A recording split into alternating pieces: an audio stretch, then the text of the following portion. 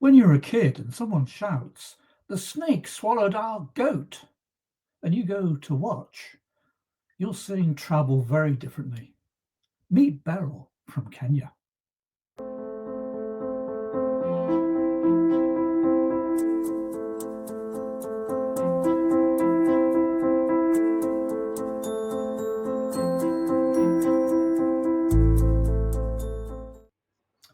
Beryl, welcome to the Nifty Travel Podcast.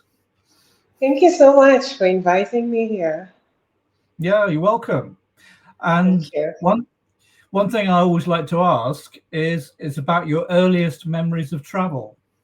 hmm Okay, I'll start by first introducing myself. My name is Beryl Sijii. I am from Kenya. I live and work most of the time in Mombasa. So, asante sana for having me here. Asante means thank you in Swahili. So, what I remember from my earliest days in travel, I grew up in a part called Isiolo. Isiolo is in the eastern part of Kenya. My father used to work with the Kenya Armed Forces, and that's where we grew most of the time from the age of 10 years. And we would go out to Sarova Shaba for exploring during Christmas holidays. So a group of ourselves and other young adults from our church, they will create a day safari and we'd go to Sarova, Shaba, and get to experience. And and that gave birth to travel in my life. So it has been exciting growing up and getting to see wild animals around us. We would get to see a lot of lions and elephants. Elephants would even come into our farms because those olden days we that area was not as developed as much. So where the barracks army was, or the area where the barracks was, there was a lot of bushes, and the wild animals would come to the fence. There was a barrier, and we would see quite a number of them. So I grew up seeing all these wild animals around us. Sometimes we would wake up in the morning and we are told that there's a snake that has swallowed um, a goat, and when we get to go there, we get to see how huge it is, and it brought a lot of curiosity in my life. So growing up around all this has been very fascinating and exciting up to this point. Yeah. Yeah. Well, it sounds like you had a very exciting childhood. And do you feel that it has had a big contribution towards what you like doing today? Yes, it has a lot. Actually, I remember my dad telling us stories when we were young that, we call the white people here in Kenya Wazungu. So he used to tell us that, you see these wild animals, we have people that are coming from Europe. We have a lot of Wazungus that come from Europe to come and see this gem. So Kenya, we are so blessed. We are so blessed to have all this around us because there are some people that are longing. There's some people that are saving quite a lot to come to Africa and get to experience this. So this curiosity grew in me as I continued through studies in high school and when I went to college. So yeah, this experience gave me an opportunity to grow the interest in the industry. And one day, well, I didn't know that I'm gonna own a tour and travel agency, but I knew that I'm gonna be in the hospitality and tourism space at some point. Yeah. So you mentioned the company that you run now, and um, I thought of a few things I wanted to ask you about it, but I'd love to know, and I think the people who watch the channel would love to know, you know, what has been your experience? You went to college, how did you reach the point where you thought, oh, it would be nice to run a travel company? Yeah, okay. So I went to when I when I finished high school, actually, the interest shifted a bit. I I was craving to work in a cruise ship. I I wanted to be a chef. I used to love cooking at some point. And I told myself, wait, what happens if I become a chef? But I want to become a chef and work in a cruise line so that I will travel all the places in the world and get to see different places. Then, when time to go to college came, I got an opportunity to go to Kenya Utalii College. I was given an opportunity to study hotel management. I went through college up until the point where I went for my industrial attachment. That's when reality hit. This is not what I like doing because the kitchen can get hot, really hot. So it turned the whole perspective. And after I cleared my college, I came back and I said, travel is my thing. I went back, studied again travel operations, travel management. And after I finished college, I got an opportunity to work in a multinational travel agency that built me. What created what I am today is because of the space that this company trusted in me. When I went there, I went as a travel consultant, but the branch manager saw something in me and said, no, I just don't want you to sit behind the desk and do all the ticketing, do the costing for the tours. No, I want you to join the marketing team. So I told him, I have not studied marketing. I don't know how it's done. I don't even know where to start from. And he told me, no, you can do it. So in our company, I was the only lady at that time. And he really supported me and told me that you can do it. This is how you do it. So I did a lot of self teaching when it comes to marketing a brand. I would learn materials. I would get a lot of learning materials online. I would teach myself how to put a product, talk about it, how nice it is, and I owned the business at some point. So I grew over the years because I worked in that company for 8 good years. I grew. Converting a client, onboarding a corporate client was very easy. And it got to a point where I felt that I have done everything else. Everything. I have brought on board all the corporate clients in the market. So I didn't have any new challenges, and I would keep on going and asking, what else is there for me to do? So, so sometimes I would wake up in the morning, come to the office, everything is going on smoothly. I was a very good team player. I included my juniors in the team as well. I would make them feel important. I would appreciate them for selling. I would appreciate them for taking care of that client because every review mattered. And I started getting questions after a period of time. For those people that, sometimes we get ignorant of not reading when a company profile is thrown at you. So some of the people would think that I owed uh, the business where I used to work. And I would tell them, no, that's not my business. I'm just an employee and I head the marketing department. So they kept on asking me, is this company your company? Is this your outfit? Is this your company? So when they started asking me those questions, it got to a point where one day I just woke up and said, why is it that everyone is asking me, is this your company? Is this your outfit? And I said, why, what would happen if I tried something else? So I kept asking my boss, I need new challenges. I don't want to come in the morning, just sit here, watch people work.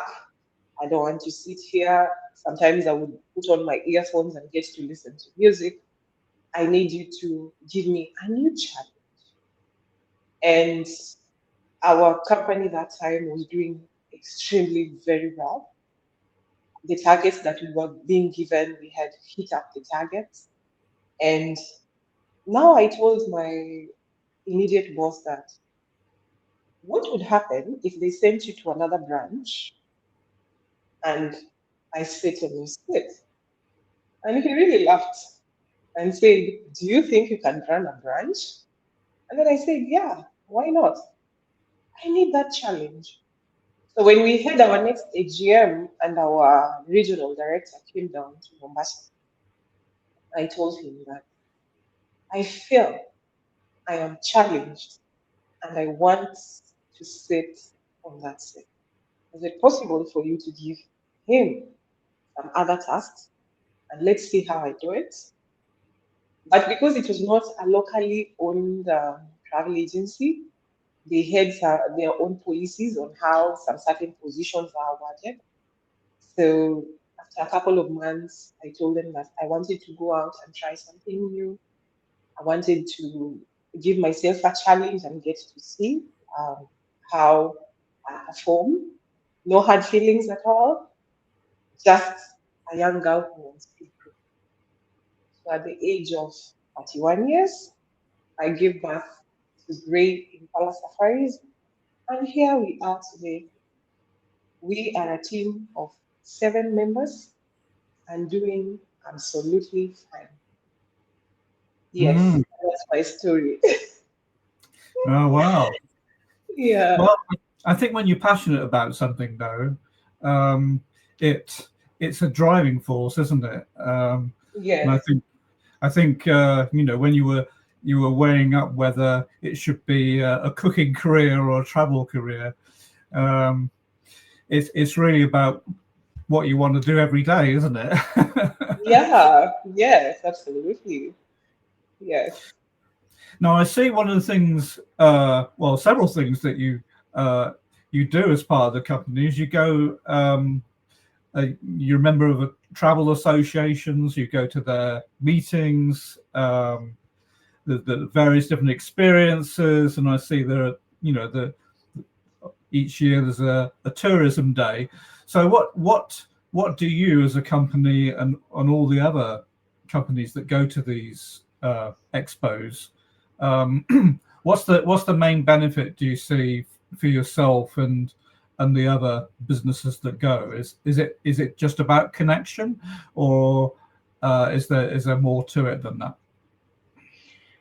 apart from the connection that we do from various buyers that are attending a trade show, there's the cultural exchange. You'll meet someone from, say, Rwanda or another person coming from the United States, and they will tell you the experience or what they do or what they don't do, how they like it done. Yeah. So the cultural experience, cultural exchange. I met one guest in Cape Town, and he told me the way he likes our Kenyan tea. Anytime he comes to Nairobi, they get to drink the mixed African tea. And he was so curious because he didn't get an opportunity or having someone to tell him how to make the Kenyan tea. Kenyan tea is something that for us, we find it very easy, a one, two, three thing. But for them, for others, it is an interesting art that they would wish to know because of the end results. So, cultural exchange, talking about our foods, talking about how we live here in Kenya, talking about how they live in their country, what is snow when the winter comes, what is it like when we ask, yeah. So apart from the networking and getting to do business together, we get to exchange cultural ideas and get to learn about each other, about where they come from, the foods that they eat, how they cook their food. And this also helps us when we are curating the itineraries. We get to ensure that we've given an opportunity to our guests to get to learn how we would cook, for example, a pilau dish, a Swahili pilau dish, or how to prepare our African tea. Yes. Yeah, yeah. So it's really about sharing experiences and yeah, it's almost like a checking in experience, isn't it? Uh, Yes. Correct. to you're almost watching one another to see what's happening in the industry. Yes. Now I see that Kenya has so many rich experiences. I didn't really know where to start, but I thought, well, Mm-hmm. I've written a few things down, and Mm-hmm. I see that a lot of experiences, have choices in terms of how you travel about within Kenya. So, you can go by road, you can fly, you can even use uh, the trains. So, what sort of considerations do travelers need to think about? Because obviously, it's one thing to fly into Kenya, but if you've never been to Kenya before, how do you know what the best mode of transport is?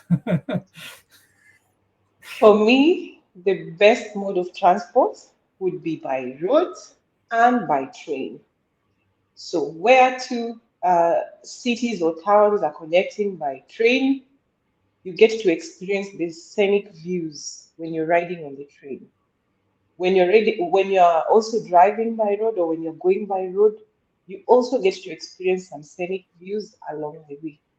Flying, you don't get to see a lot because any person who is traveling, for example, by train from Mombasa and is going to Voi or is going to Amboseli, along the way, you'll get to spot some wild animals, which is a plus for you because it is not easy sometimes to get to spot some wild animals in the park.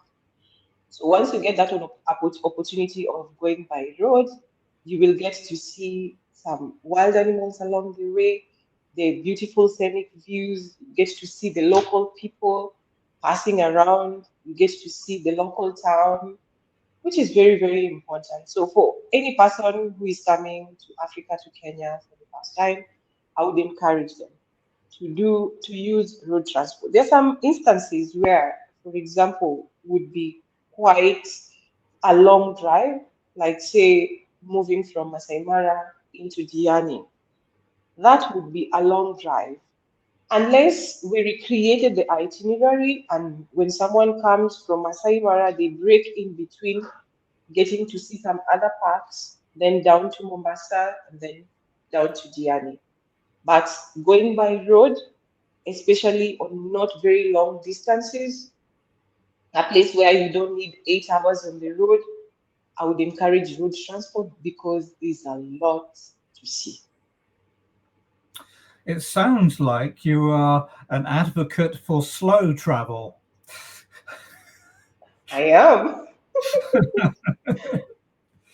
So would I you agree that it's better to see less quantity but see more in quality? Yes, I agree. I agree because I mean, you will fly, for example, from Masai Mara. I mean, from Nairobi into Masai Mara. They'll pick you from the airstrip, drive you into the lodge. Alternatively, the other person who has driven from Nairobi into Masai Mara, they've gotten to see a lot along the way. Regardless of how many times they are going to stop, they'll get to see a lot. So for me, flying would come if I'm doing a second or maybe a third time in Nairobi, or maybe a fourth time in Nairobi, or I'm just here in Kenya for a very short time. But any person who's coming into Africa, I would, you don't need to rush. Come for 8, 9 nights, 10 days, and get to see a lot. Coming into Kenya for 3 days, unless if you're coming for a conference, once you're done, then you add going on a safari because of time. I would encourage a flight. And it's also expensive flying. in between. So why don't you just um, get into a Land Cruiser? Let's interact with the local people along the way. Let's buy from the local people. You get to buy souvenirs. You'll get to buy souvenirs also at a cheaper or a lesser price compared to what you will buy in a lodge when you fly. Yeah. Yeah. So slow Um, travel is the thing. yeah. Now, I imagine that both Nairobi and Mombasa are very large cities. Um, Yes. where is there a recommended uh, place to visit first, or does it not matter? But are both gateways as it into Kenya?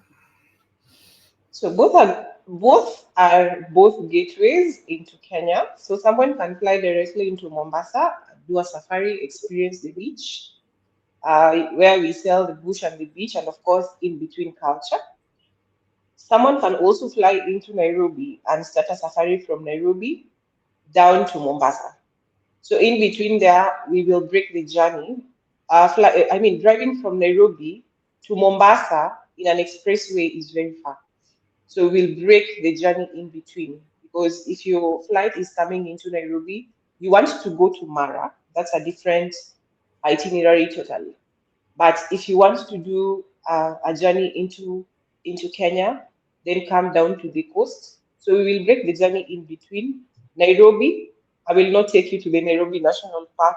I'll do it being the last one because if I take you to Nairobi National Park, you may get to see everything else, and then you tell me, no, I've seen the lion, I've seen all the big five. Now I want to go back home. So once you get into Masai Mara, I'll take you to Amboseli. Stay in Amboseli for 2 nights, take you down to Savo West. Stay in Savo West for 2 nights, take you down to Taita Salt Lake or straight into Savo East. Stay there for 2 nights, bring you down to Mombasa or Indiani. Now you will get to experience the beach. Alternatively, I'll get you into Nairobi. Once you get into Nairobi, I'll start your safari. We go to Lake Nakuru, then go down into Masai Mara. Then bring you back into Nairobi. I can also, once you get into Nairobi, we can forget about Mara and every other place and we go down to the north. I take you to Olpejeta, then to Samburu, back to Nairobi. So we can get to include all these places into the itinerary if you have longer days. So it will depend what your interest would be, because some people would want to come into Kenya to just experience the immigration period, the migration of the wild beast only, and others would come just want to see Kenya generally. So it would depend with how many days you want to spend here. Then we are going to actually create the itinerary that would fit what you're looking into. But in all our itineraries, we must ensure that you are able to experience the culture in Kenya. So we'll give you a day where you're going to spend some time with the local community. You get to see how the Masai people are living, the Agikuyu people are living, the Duruma people are living, and how is their culture. The Giriama community, how they are living and how is their culture. So we'll give you a day or two for you to get to experience. We can also create an itinerary where you will also go to the tea farms. You get to see where we plant our tea, how we pick it, how it's processed. You'll get to experience all this. So when we sell Kenya to you and as a traveler who wants to come and experience, we will ask you, do you have a specific interest? Or do you want us to show you Kenya? Then from your response, we are going to give you quite a number of itineraries to go through. We will tell you our best seller. Of course, our best seller is combining both the beach and the bush so that you get to experience our white sandy beaches, get to swim with the dolphin, do snorkeling, and of course, the warm weather. So, Mm, yeah. Mhm. plenty of choices there. Yes. When it comes to choices, I've been looking at the map of Kenya and thinking, wow, this is a very large country. There are many national parks, reserves, and conservancies. How how do all these places work together, and how do you decide which are the best places to visit? Okay, so when you go to the park, you're able to see the animals in their natural habitats. Sometimes you will find in a conservancy, you're able to maximize the view of the wild animals compared to the park. But for me, I would always encourage to mix both, give you an opportunity into a conservancy on one part and an opportunity into the wild in the national park on the other part, so that you can get to experience the full what a safari actually means. Because when you do a safari in the conservancy, you don't actually drive for long distances without spotting. You'll get to spot at least all the big five in a matter of minutes, in a matter of few hours. And like the real safari is when we get into the park and we get to drive and get to spot and get to say, hey, that's a lion. That's the beauty of it. So any person who wants, and of course, when it comes to costs, a conservancy is more expensive compared to a park. So any person who is looking into working on a certain budget, let's do a park. Any person who doesn't mind, who will do a conservancy, but I will ask for them to, mix the two so that you can get to experience an actual safari, the game drives, the vast lands where you're driving 1 hour, 2 hours, and then you get to sport, or even 30 minutes. Recently, we had clients from Russia, and that safari was an easiest safari. In a matter of 30 minutes after they entered the park, they got to see a pride of lions, about 30 of them, which is not unusual thing in a national park. So for them, for that first group, it was very easy for them to spot because all they wanted to see, they didn't want to miss to see was a lion. And 30 minutes later, they saw the lion. Now, this other group that was a mixture of people from West Africa, they didn't get to see a lion. So they drove for hours. When they're about to leave the park, is when they got to see 2 male lions going on a hunt. So it gives you a good experience. It gives you an experience of feeling what is a safari. This first group that saw the 30 lions at a go, just resting under the tree, they were like, we are done. They were so excited. They were so happy. And if the driver wanted to turn around the vehicle and come back or head back to Mombasa, they would not complain at all because they got to see. It was a very easy see. The excitement of a safari is when you drive and finally get to see when you are almost losing hope and get to see all of them. You get to see a cheetah coming out, you get to see a giraffe, you get to see a zebra, you get overwhelmed. That is the awesomeness of doing a safari. Yes.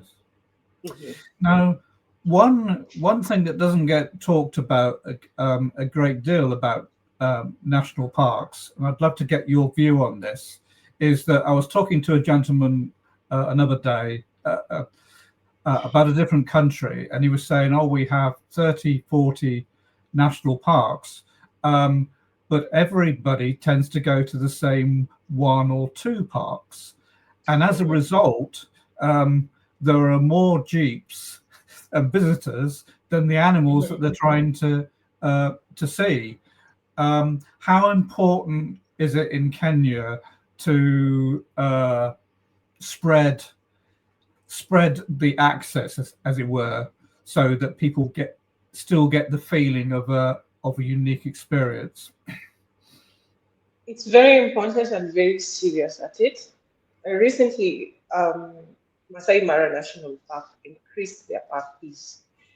so that it can discourage huge numbers into the park, because it's not even sustainable, it's not even good for the parks itself. I call it over tourism, overcrowding.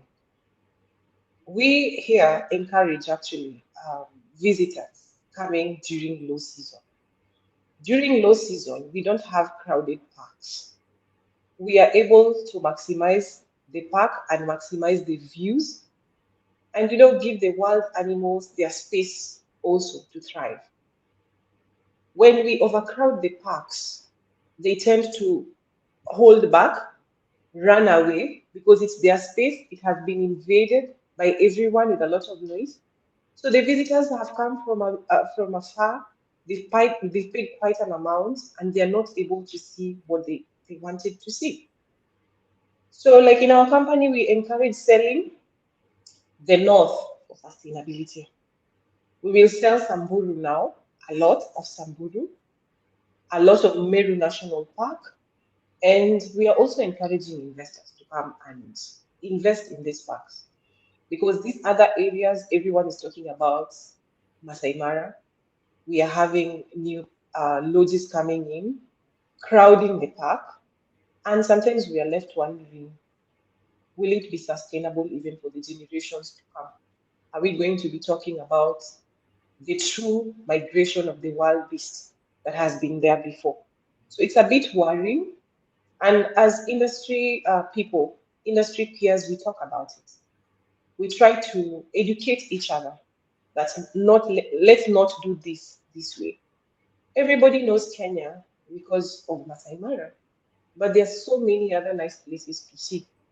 There's so many other nice parks to experience where you get to see all the big five. Yes, Masai Mara Wild Beast Migration is the eighth wonder, but there are so many other things to see. Samburu National Park actually is a very nice place.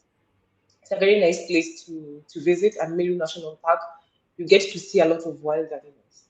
So people have not yet embraced it, but we are encouraging visitors when they're coming to Kenya to try and run away from the places that are crowded, because you're going to pay as much, but you will not see as much. So come during low season, you will be able to see wild animals during low season, and a lot of them in their own territory without spending all that much, and trying to avoid crowded areas.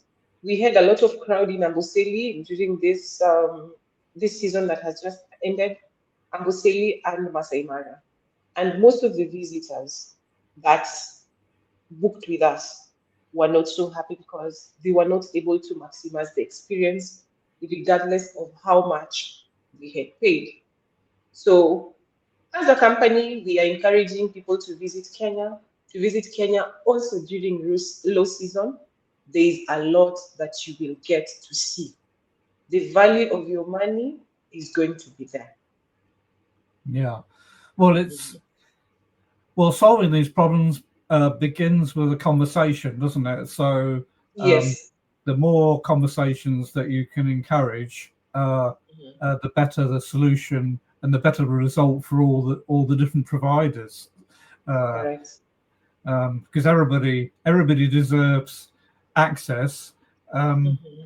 It's just finding ways to do it so that you're not all there at the same place at the same time. Yeah. Now, one thing people, I think, identify, and I'm certainly one of them, is elephants are fascinating creatures to look at. How do you think? How do you think elephants?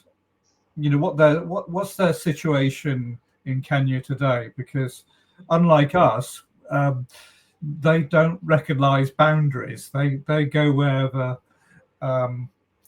they feel they need to go. And I noticed in some of your posts were about there are now a lot of elephants. So what is the situation for elephants in Kenya, and what's the best way to see them? When you come to Kenya, you will not miss seeing an elephant. They are here in plenty. You will struggle seeing a cheetah, you will struggle seeing a lion, but you will not struggle seeing a giraffe or an elephant. They are here in plenty. Um, of course, they are huge, just the way they are there, where you've seen them in your country. And they love their own space.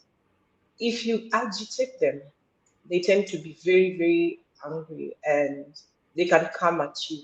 So it is always encouraged to keep a safe distance from them. They are wonderful creatures. They are beautiful to watch, especially the red elephants. The red elephant are elephants here in Savo East. They usually spray themselves the red sand to cool off the heat. So they are animals that are not supposed to be, if you put them in a place, for example, when you drive to Malindi, there's the Arabuko Sokoke forest where there's a barrier so that they don't come to the road. So when they sometimes what they would do, they will break, they will pull down, they will step on the they'll find a way of stepping on that wire and bring it down and actually come out on the road. So what the rangers do, they would always try and pull them back by, maybe shooting in the air or finding a better way to do it. But they are animals that they like being left to walk, to roam freely because it is their space. They don't like being put in one place. They become a bit, yeah, hostile. Yeah, so they're wonderful creatures, beautiful creatures to watch at a safe distance. Yeah, yeah, Mhm. absolutely. Yeah. Now, one thing you've personally been involved in is mangrove planting. So, are mangroves at risk? And that's why you're involved in these sorts of projects. What's happening? Okay.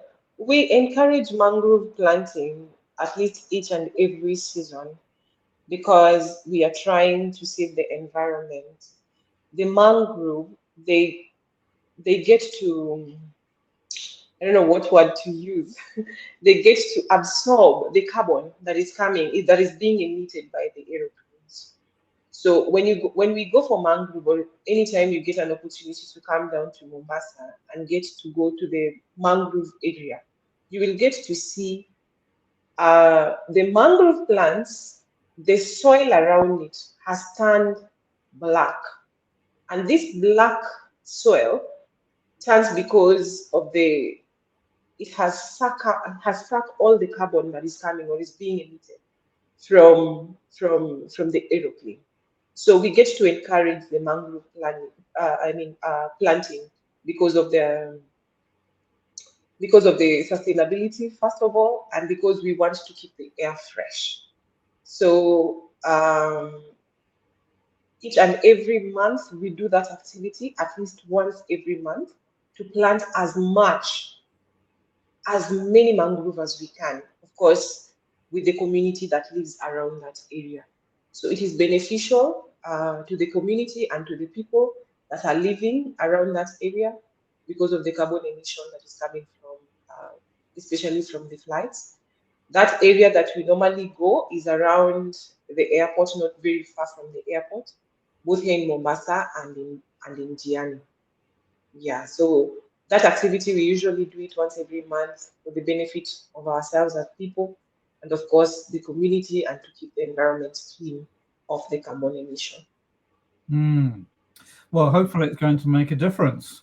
Uh, Yes, it does. Actually, it does, because even the community that has been living around that area, they've been giving us feedback that the air is more fresher than it used to be before we started that project, or before they started that project of encouraging to plant the mangrove forest. So it is very beneficial to the community because of course it will give them an opportunity to earn. Apart from that, they will do beekeeping that will encourage pollination.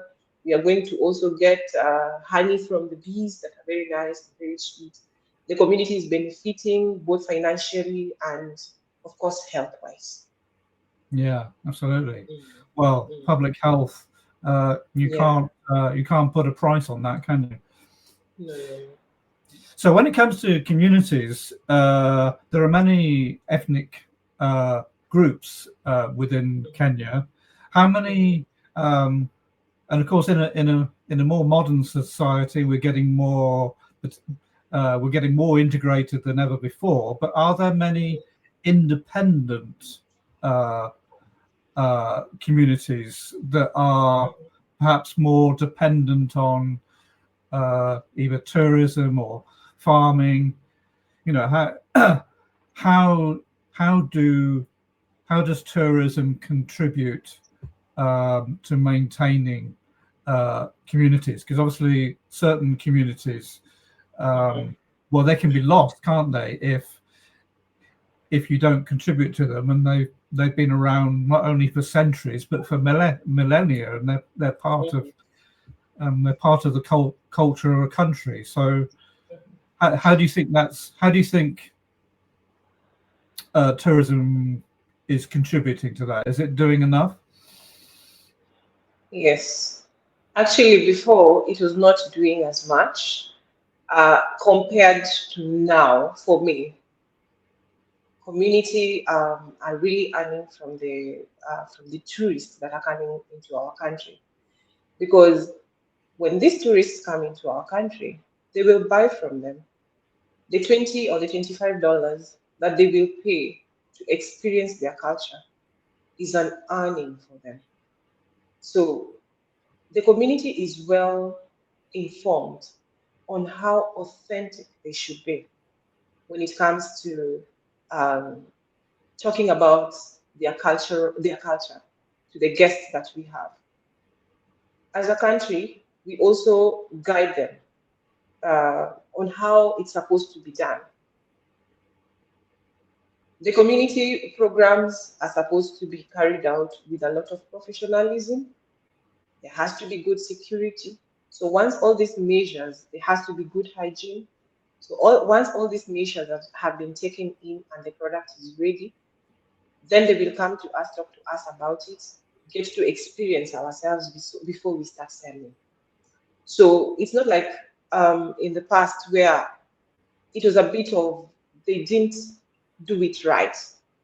Right now, when you come, you will experience that all these communities, the way they have created the product, they've created the product in a professional and authentic way. So they are earning, they are reaping big from this community projects that they are doing of selling culture. And as tour operators, we are encouraging them by us as tour operators, including cultural visits or community visits to these places. So you find that a lot of employment has been created. We are also having the Gen Zs that are coming on board, getting to learn. Oh, so I come from this community and this is how we used to do things. So they get to learn, and we are preserving our culture even for the future generations. So yes, they earn a lot, and and it is sustainable to them once it is done right in a proper and informed way, charged correctly, not undercharging and not overpricing. So yes, done in the correct way, the community is benefiting. Mm. Mm. Yes. Would you say that it's important for them to be leading the initiatives themselves? You know, to be more self-sufficient. Mhm. Yes, yes, yes. I will encourage that, because sometimes they may depend on a tour operator to help them do that. And a client will not buy as we will offer, but if it is not of interest to them, we tend not to send them guests at all. So we encourage them to also set up websites, sponsor it, use the right keywords, so that people are able to get to know more about their products. You will find, like in Mombasa, we have a Mombasa Cultural Center. This place has been there for years, and locals have no idea about it. Some of them got to know about it just recently. where some of us knew it for some years because we've been taking our guests to that place. So you find information on how to talk about it is something that they need to know how to do it. They need to be trained on how to do it. In Mombasa, we have a place where they get to train the youth on how they will create a product and set it in the market so that it is self-sufficient to them, so that they don't continue waiting for us to help themselves. Where they can come on the social media right now, nowadays TikTok is a thing.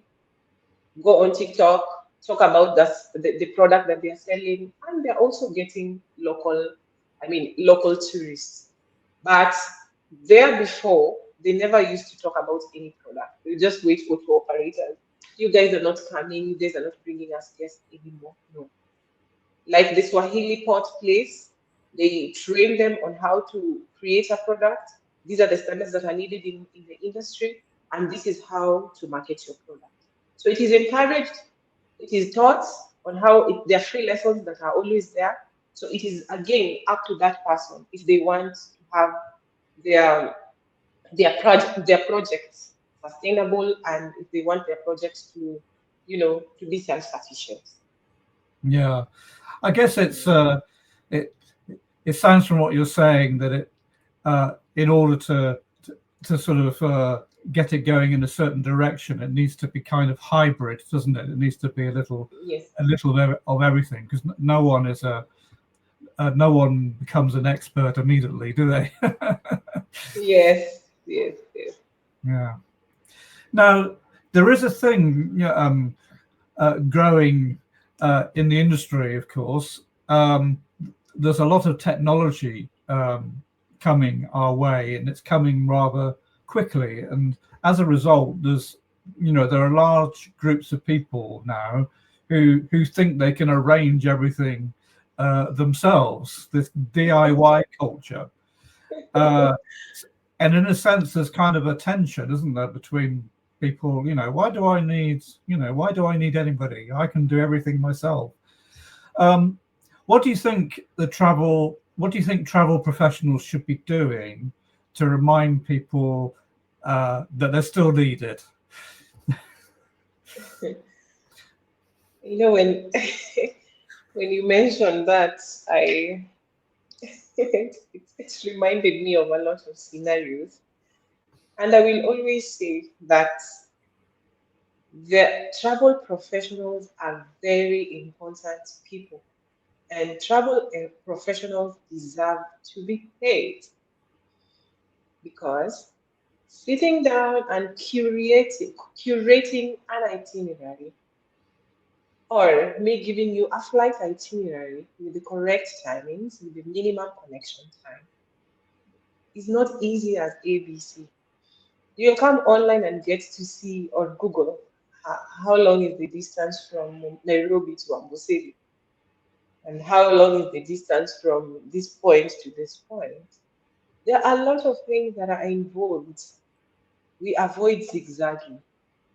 We avoid selling lodges that long closed.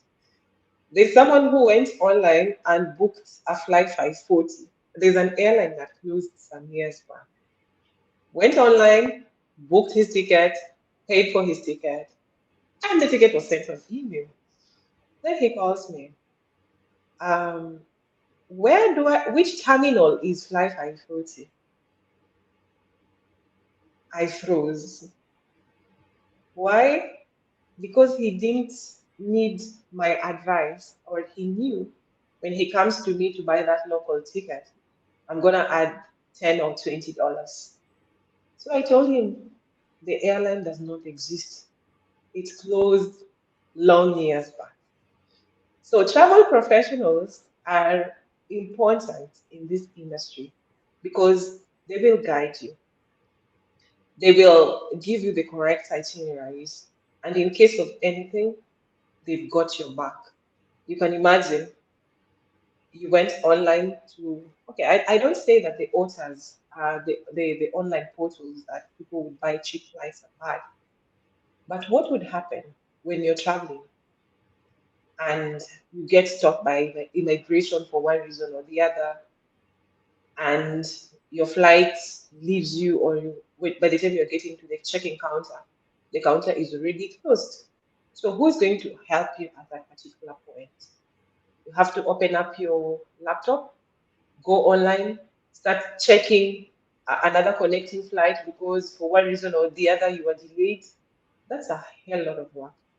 But when you have a travel professional, yours is just to connect your phone on Wi-Fi, make that call. I'm stuck. I need the next flight back home, or I need the next flight to my next destination. So it comes with a lot of professionalism, a lot of advice, a lot of information that you may not have known at that particular time when you go online to Google Doctor to help you plan your trip. So you will find when you use Google Doctor, you have a lot of zigzagging. When you do a safari in Kenya, instead of starting from Amboseli, you find yourself, your itinerary is taking you to maybe Samburu, and there would be a shorter distance on how your itinerary would have been arranged so that you don't get so tired and breaks in between.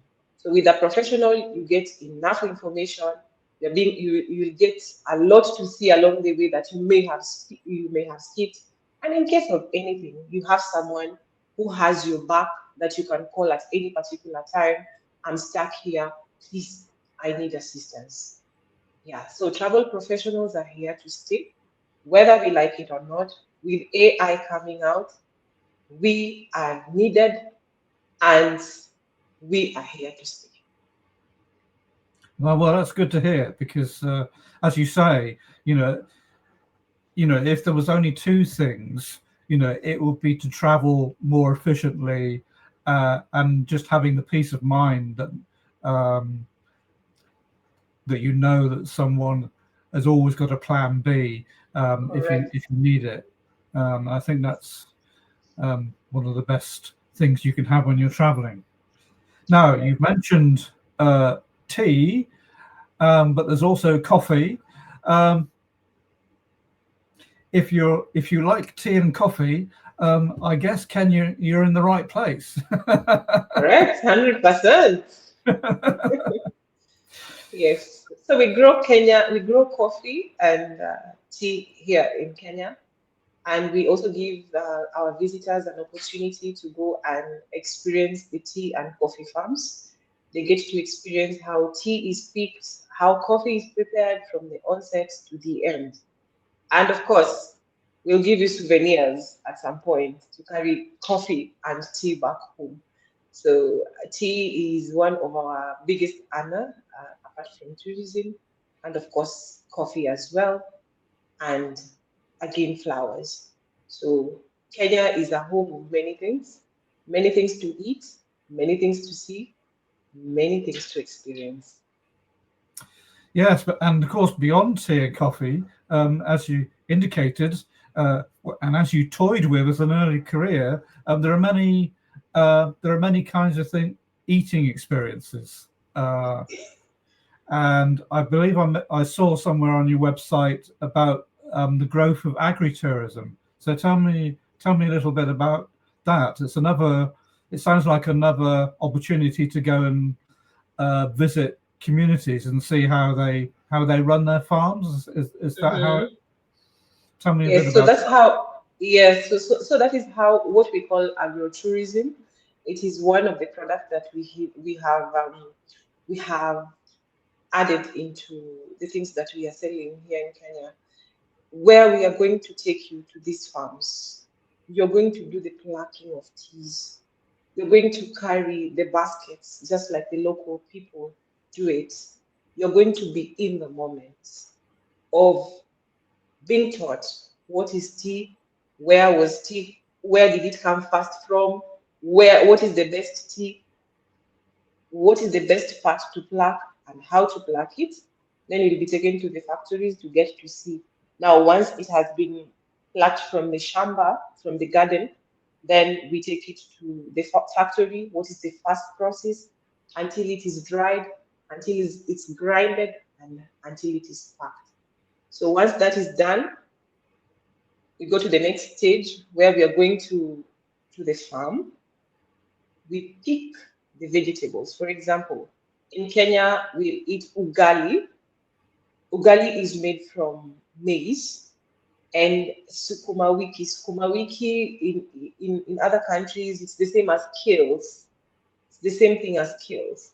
So where we will go, we will pluck the kills. We will pluck the tomatoes if we planted tomatoes as well. Then come and prepare the actual meal. Alternatively, go to the market with you.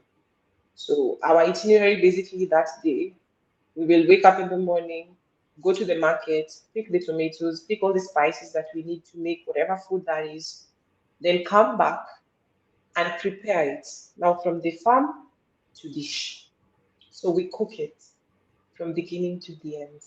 So it is a very nice experience. And Mm. we've had very good feedback, and that's why we did it once. And from that feedback, we said yes, we are going to incorporate it in our itineraries. They'll get to experience what is githeri. Githeri is a mixture of rice and beans. How is it grown? So if we get an opportunity to go to the farm, we pluck the maize, we harvest the beans if we have enough time, then come and actually prepare it. Yeah, so agritourism, apart from astrotourism, there are new offerings that are here, and also gastrotourism. So all these products are here, they've been created, people have experienced it, and it is becoming well known in the market. So it's not always going to be about the migration. We have many other things to share, to see, and to enjoy with our guests. Well, it's the power of the senses, isn't it? I think Correct.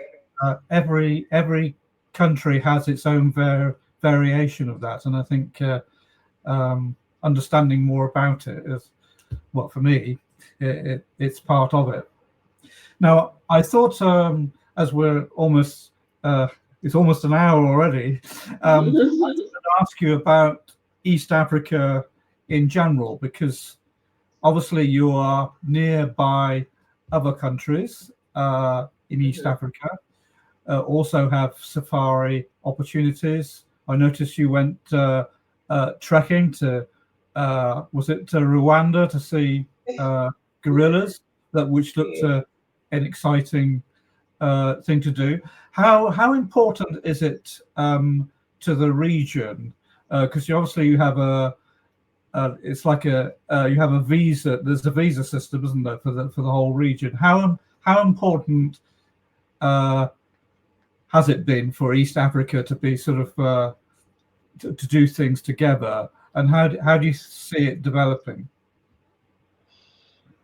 So getting out of Kenya into Tanzania is very easy, and getting into Uganda as well is very easy. So of course, with a travel professional like ourselves, when we want to experience the whole of East Africa, we know how to do our things. I encourage regional visits because the hospitality in Kenya is not the same hospitality that you'll experience in our neighboring countries. The art of cookery and how they do things is different from how we do things.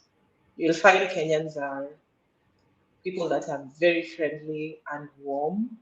You'll get to Uganda, there are people that are very welcoming and extremely kind. So I encourage when someone has an opportunity to stay longer in East Africa, to traverse in from Kenya, you get into Tanzania. I mean, you get into Tanzania, you get to experience their culture in Tanzania and how things are done in Tanzania. Tanzania Swahili culture is not the same as the Swahili culture here in Kenya. There's a bit of similarity, but their people, how they do things, and our people here, how they do things is quite different. When you come to Kenya and get to experience our savannas here in Kenya, you're not going to see, you will not trek with a gorilla. So you do an activity in Kenya, extend something into Buindi, for instance, where you're going to trek with the gorillas, or you go into Rwanda, where you get to again stroll, or I mean trek the gorillas, or you go back into Uganda and get to see the chimpanzees. So any person who is coming into East Africa, I will encourage, if you come into Kenya, extend into Uganda and get to see the chimpanzees and the gorilla, the river Nile. Someone who wants to start their journey into Tanzania, of course, Tanzania and Kenya, they're almost similar, but the savannah is different. So the grassland, the savannah is totally different. So you will come into Kenya or you come into Tanzania and get to extend your safari into Uganda and get to see these other apes. So it is a very this whole region is very rich. If someone has the ability, I would always ask them to extend. We will always help them to curate it on how they will do it according to their budget and how many days they want to spend. So East Africa as whole, as a region, is rich and is very beneficial. I will not say that just come to Kenya only. No. Come to Kenya, go to Rwanda, get to experience their hospitality and culture is different. The culture in Rwanda, the culture in Uganda is totally different. How they preserve their milk, how Ugandans preserve their milk from the alcoholic cows is different from how the Rwandese do it. How they serve it is different. So East Africa as a region has a lot to offer, and anytime you come, add the two. You can cross into Tanzania by road from Kenya. You can fly into Uganda. Connecting by road can be very hectic, but you can fly into Uganda, fly into Buindi, or drive within between stops into Buindi and get to trek the gorillas. Trekking for me, gorillas in Uganda is far much better than trekking gorillas in Rwanda because I have done those two. Mm. Yes. Yeah. Well, they look absolutely fascinating creatures to It look at. is very fascinating, very extremely fascinating. As long as you don't make noise around them, you don't, I mean, do anything that is disturbing to them, you get to see how they stand up majestically and walk. It's amazing Yeah. experience. Yeah. Yeah. Hmm. So fantastic. So just finally, I just wanted to ask you about your feelings about the future of tourism in Kenya and East Africa. In particular, is there anything that you would like to see happening? I'm excited about the future because everyone is has started becoming conscious of the environment. We are encouraging people to travel responsibly. I am excited because we started talking about why don't we sell low season when we are going for this trade expos. Why are we always talking about the migration? So I'm excited because the people in the industry have started reasoning the same way. We have started speaking out on things that are not right. We started speaking out and saying we don't want our parks to be overcrowded, things that have not been happening before. We don't want lodges to come up. We think whatever we have is enough for now. So tourism has come back. This year, numbers have really risen compared to last year. I'm excited about the future. Only if travel is going to be done responsibly by each and every traveler that is looking into coming to Africa. I also encourage people to do slow travel. Don't go, don't drive, don't rush. No. There's a lot of things to see. When we do slow travel, it's going to be sustainable for for our environment. And yeah, that's all from me. Hmm. Yes. Well, I could chat for a very long time, Beryl, but it's been absolutely fantastic having a chat to you. So thank you very much for coming on. Thank you so much, Alex, for having me. And yeah, I look forward into having more of these conversations. You're welcome.